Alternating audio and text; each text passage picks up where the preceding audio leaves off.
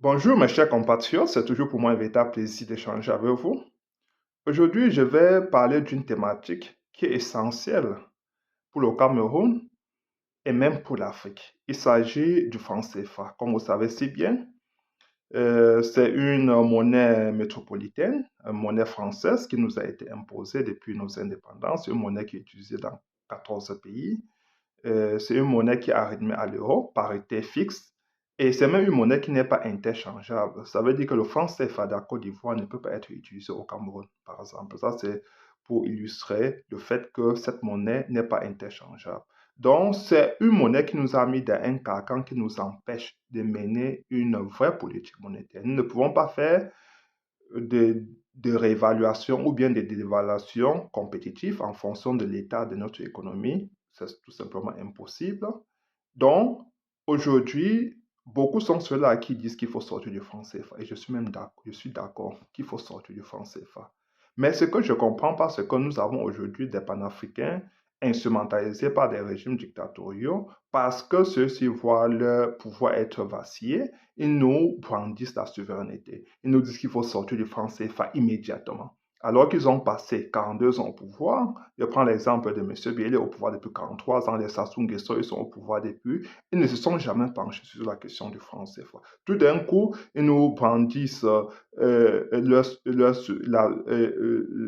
souveraineté de leur pays, alors qu'ils n'ont aucun plan pour nous faire sortir du franc CFA. Ils n'ont aucun projet, ils n'ont jamais travaillé sur ce projet. Nous savons que l'Afrique de l'Ouest a déjà commencé à travailler sur le franc CFA. Il veut mettre en place l'ECO, qui sera une monnaie sous-régionale, c'est-à-dire pour les pays de l'Afrique de l'Ouest.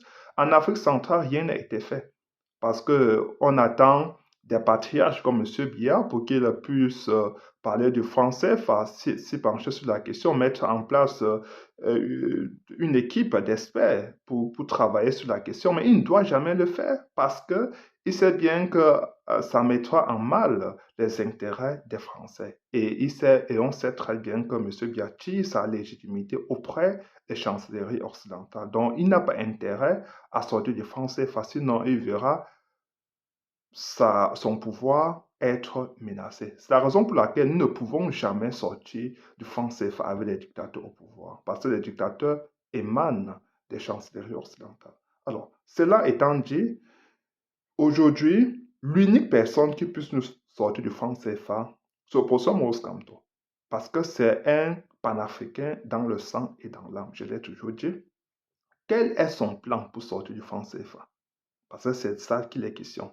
Je vais vous présenter les étapes de sortie du franc CFA, mais ce n'est pas la position officielle de Maurice Kamto. C'est ma réflexion à moi, ce que je pense qu'on devrait faire pour sortir du franc CFA. Alors, mes chers compatriotes, si nous sortons du franc CFA demain, je vais dire, si le Cameroun sort du franc CFA demain, notre économie va tomber en récession. Parce que nous sommes déjà au bord du gouffre. Notre économie est chancelle. Notre économie n'est pas forte. Parce qu'en 42 ans de pouvoir, nous n'avons pas industrialisé notre pays. Et donc, si nous sortons du franc CFA demain, nous allons tomber en récession. Pourquoi? Parce qu'en 42 ans, M. Biya a laissé ses amis former beaucoup de poches de corruption. Alors, il faut d'abord, premièrement, démanteler toutes ces poches de corruption qui gangrènent notre pays aujourd'hui. Aujourd'hui, la corruption est un véritable cancer pour le Cameroun. Si, si on ne parvient pas à extirper la corruption de notre société, il faut assainir l'espace public, il faut assainir les caisses de l'État.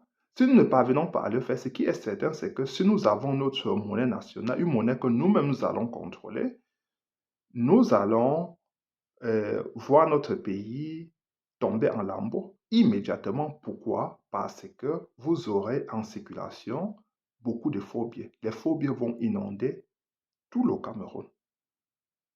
Et vous savez si bien que, comme l'a dit l'opposant Mos Kamto, la monnaie, c'est un bien vide. C'est l'économie qui lui donne de la valeur. Ça veut dire que si notre économie n'est pas forte, notre monnaie ne sert absolument à rien. Plusieurs fois, vous avez vu au Nigeria voisin et même dans certains pays où des populations ont été obligées de porter des sacs d'argent pour aller acheter une baguette de pain parce que leur monnaie ne vaut absolument rien. Donc, si nous voulons créer une monnaie forte, une monnaie compétitive, nous avons intérêt à faire des réformes institutionnelles profondes. Et cela passe par la lutte acharnée contre la corruption. Voilà la première étape. La deuxième étape, je vous ai dit tantôt, que pour sortir du franc CFA, il faut avoir une économie forte. Alors, nous avons besoin d'industrialiser notre pays. Nous ne pouvons pas avoir une économie forte sans industrie. Donc, nous avons besoin des industries agroalimentaires, des industries métallurgiques, des industries mécaniques. Nous avons besoin de booster notre économie en mettant en place une vraie filière industrielle. Ça, c'est la deuxième étape. La troisième étape, et ça va tout dans ce sens, il faut mettre en place une institution forte et incorruptible. Une institution forte, c'est une institution qui va contrôler notre monnaie pour qu'il n'y ait pas de fraude. Sinon, il y aura beaucoup de spéculation sur notre monnaie. Et on ne met pas en place une institution forte et crédible d'un jour au lendemain parce que nous connaissons les mentalités camerounaises. Il faudra d'abord lutter contre la corruption. Sinon, il y aura de la spéculation sur notre monnaie. Et je vous disais tantôt qu'il faut avoir une économie forte. Pourquoi?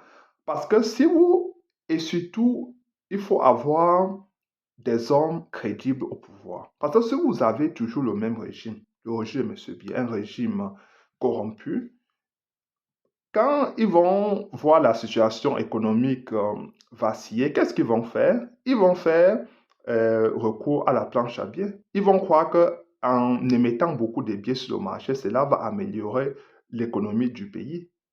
Que non, et ça ne se passe pas comme ça.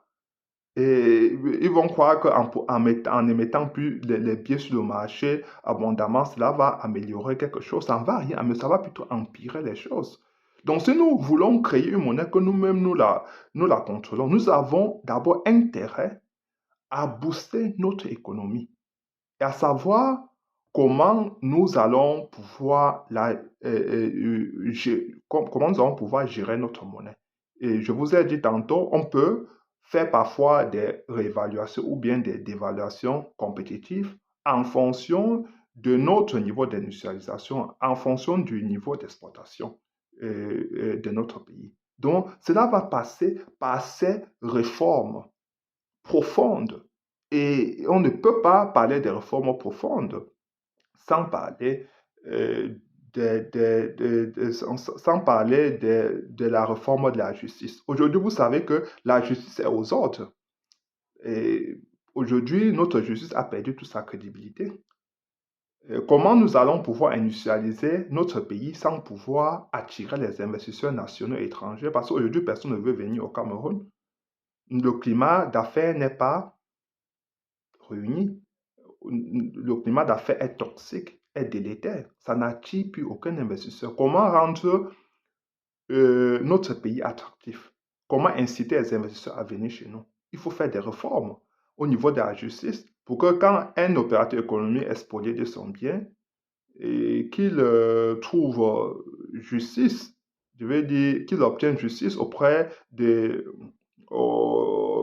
tribunaux et que son bien lui soit rétrocédé, qu'il ait gain de cause plus rapidement quand qu'il rentre dans son droit. Ça, c'est ce qu'il faut faire. Aujourd'hui, la justice est aux ordres. La justice est corrompue. Donc, même quand vous avez raison, le plus souvent, il y a des passe-passe, il y a des gens qui vont corrompre derrière et vous qui étiez la victime, vous êtes plutôt abandonné ou bien le plus souvent même, vous êtes jeté en prison si vous essayez d'élever un peu d'hausser un peu le ton. Donc, il faut changer tout cela. Et je vous ai dit, pour booster notre économie, on ne peut pas le faire sans énergie. On ne peut pas le faire. Et l'énergie, à quoi va nous servir? Pour faire fonctionner nos industries. Ces industries ne pouvons pas avoir une économie forte. Et sans énergie, nous ne pouvons pas faire fonctionner nos industries. Donc, le professeur Moscato dit qu'il va d'abord s'appuyer sur des mini-barrages pour alimenter les ménages. Ça n'a rien à voir avec des industries. Donc, il y aura des mini-barrages dans tout le Grand Sud à travers des cours d'eau qui se trouvent là-bas. Il y aura des panneaux solaires dans tout le Grand Nord.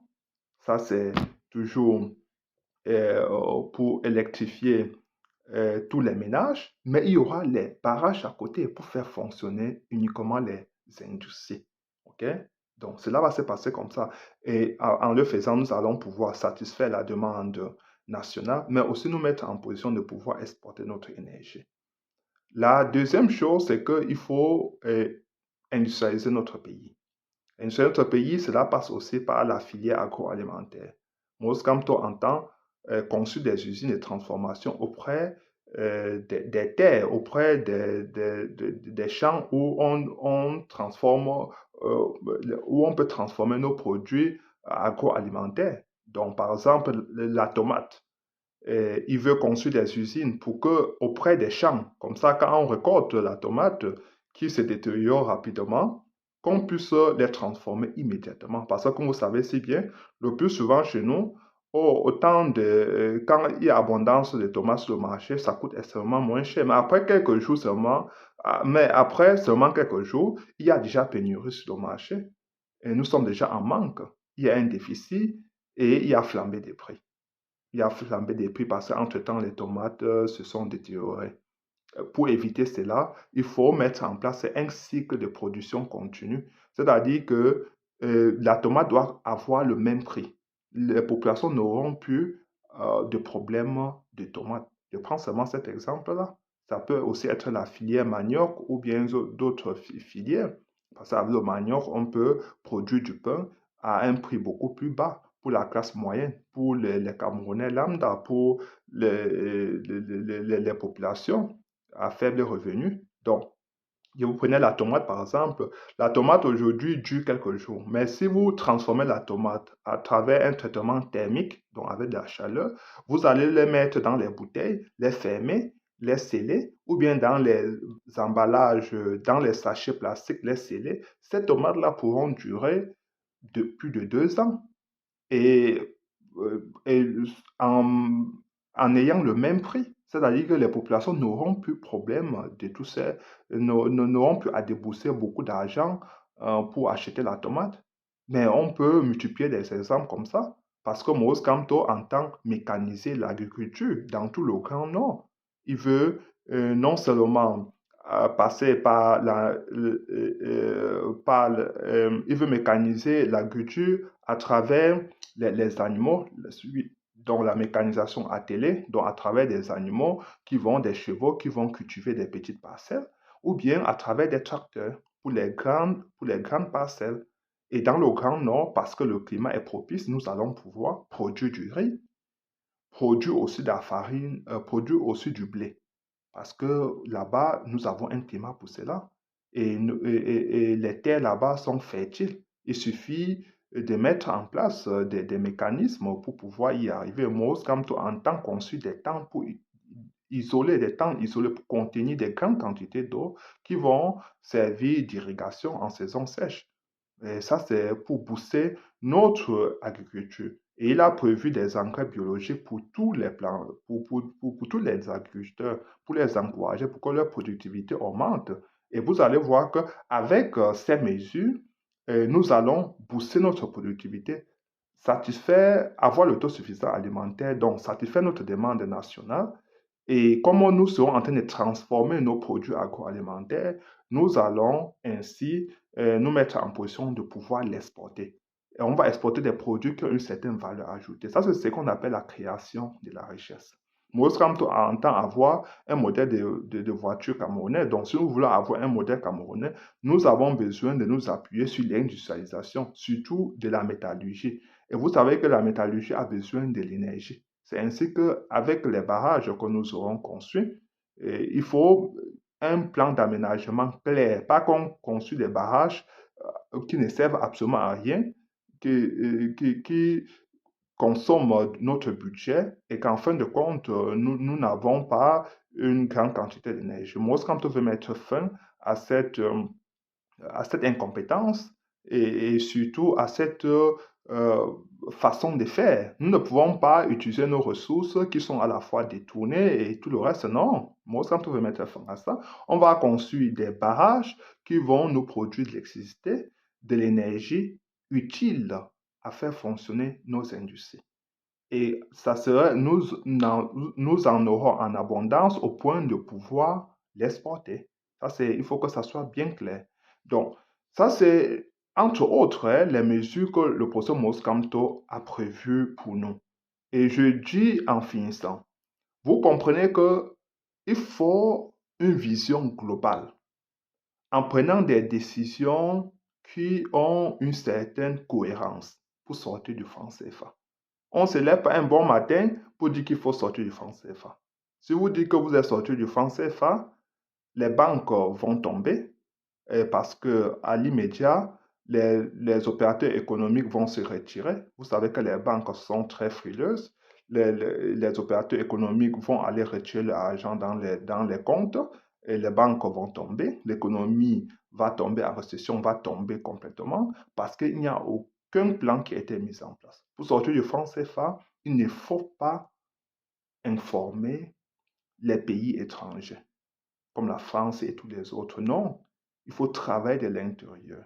Il faut booster notre économie, comme l'a fait la Chine. Hein. La Chine a mis en place, a conçu les pôles industriels, les pôles financiers, a boosté son économie de l'intérieur avant de s'ouvrir.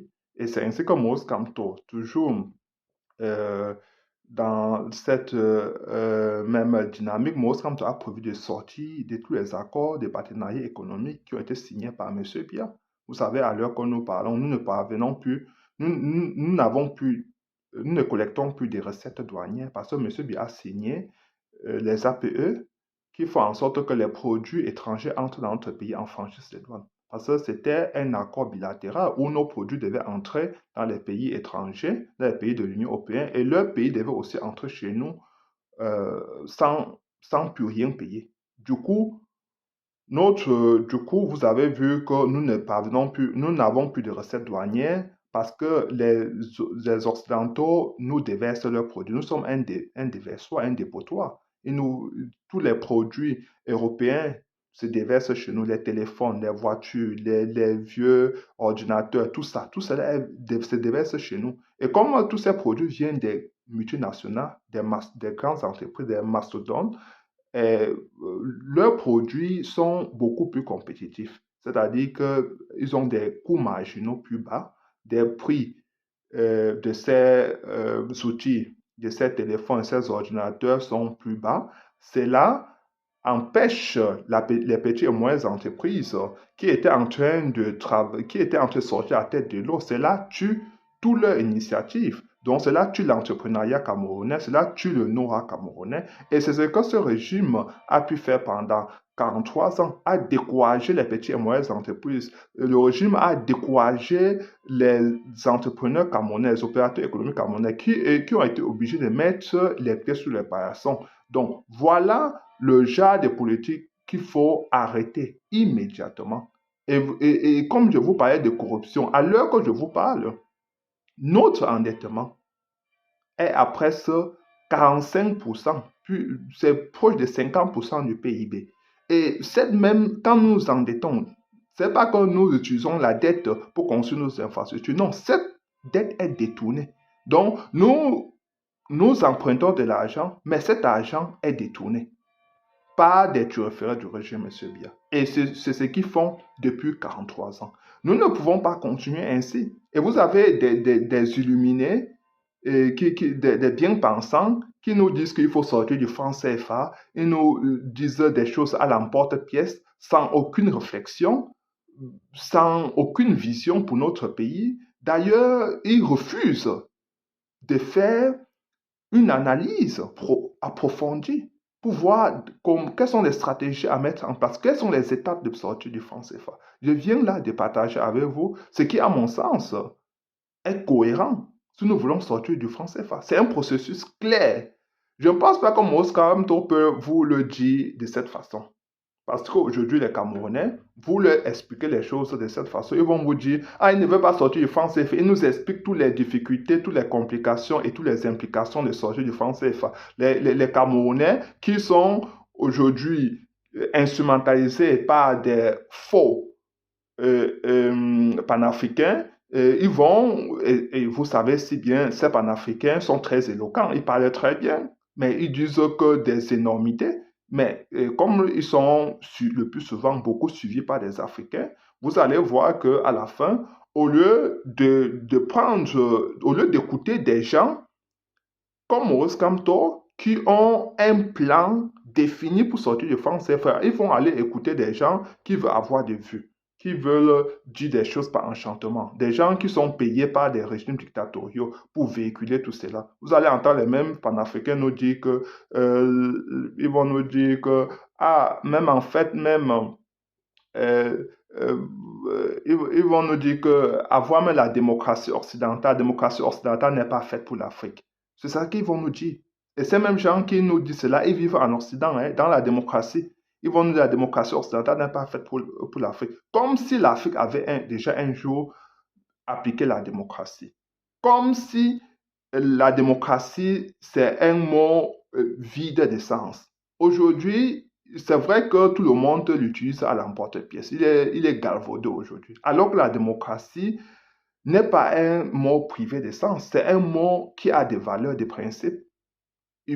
La démocratie sous-entend qu'il y a rotation au sommet de l'État, mais les gens sont au pouvoir depuis 43 ans, alors que la Chine, qui n'est même pas considérée comme une démocratie à l'occidentale, a connu 5 présidents en 43 ans, alors que M. Bi est au pouvoir depuis 43 ans. La démocratie sous-entend qu'on laisse les contre-pouvoirs exercer, les syndicats doivent fonctionner, le Parlement ne doit plus être seulement une chambre d'enregistrement. Le Parlement doit être capable de commettre d'enquêter. Il faut des enquêtes parlementaires.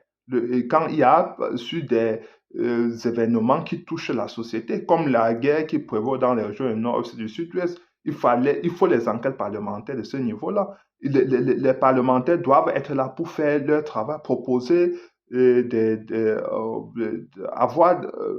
proposer des lois. Il faut des projets de loi qui émanent des parlementaires. C'est parce que nous voyons depuis. Il faut que des syndicats fonctionnent. Est-ce que c'est le cas? Il faut que la justice soit libre. Aujourd'hui, la justice est aux autres. Est-ce que la justice est un contre-pouvoir chez nous? Il faut qu'il y ait l'accountability. Ça veut dire qu'il faut que tout le monde soit justiciable devant la loi, soit considéré comme des justiciables, que le président de la République ne soit pas au-dessus des lois, ni en dessous des lois, mais non plus aussi au-dessus des lois. Il doit être égal aux autres, le président de la République. Il peut être jugé à tout moment. S'il est reconnu coupable, peut-être d'indélicatesse avec la fortune publique, il faut qu'il soit jugé. Aujourd'hui, vous avez des prévaricateurs de fonds publics qui est dans la nature. Mais parce qu'on attend le président de la République, qui est aujourd'hui le chef de la magistrature. Donc, c'est lui qui décide qui doit être qui peut être promu ou pas. Alors qu'il faut que les nominations passent par le Parlement. Si un Parlement émane véritablement du peuple, ça veut dire que toutes les nominations du président doivent passer devant le Parlement pour que celui-ci puisse valider. Ça, c'est dans le programme de gouvernance pour ce Moscanto. Le président n'aura plus toute la latitude de prendre des décisions de cette nature, de faire des nominations et être le seul à le faire. Non, il n'aura plus toutes ces libertés-là. Cela devra passer par le Parlement pour que le Parlement puisse avoir son mot à dire. Donc, voilà comment il faut faire des réformes. Voilà comment on entend la démocratie. Démocratie, ça veut dire que les droits civiques, les droits civils et politiques sont respectés. Les gens peuvent protester librement. Les gens peuvent exprimer leur ras-le-bol librement, peuvent marcher librement, pacifiquement, sans qu'ils ne subissent toutes sortes de violences, comme nous voyons depuis 43 ans avec le régime M. Biya. Ils vont vous parler de démocratie. Quel genre de démocratie? Donc voilà du vent que ces soi-disant panafricains nous vendent. Il faut mettre fin à cela. Donc, mes chers compatriotes, je m'arrête à ce niveau. Ça, c'est la procédure à prendre pour sortir du franc CFA. Vous voyez que c'est très complexe, mais c'est possible avec un président légitime, un président qui repose sur un socle populaire. Et le professeur Maurice Kamto sortira du franc CFA parce que c'est un panafricain dans le sang et dans l'âme et parce qu'il a prévu ça dans son projet de gouvernance qui déclinera très bientôt devant le peuple camerounais. Partagez massivement cette vidéo, vraiment massivement, pour que ça arrive à tout le monde, mes chers compatriotes. Il faut que ça soit bien clair la position du professeur Maurice Kamto. Je vous dis, ce n'est pas sa posture officielle. Ça, c'est ma réflexion à moi qui aussi s'appuie sur les différentes sorties du professeur Maurice Kamto. Le moment venu, lui-même, il nous dira comment il entend sortir du franc CFA. OK? Ciao.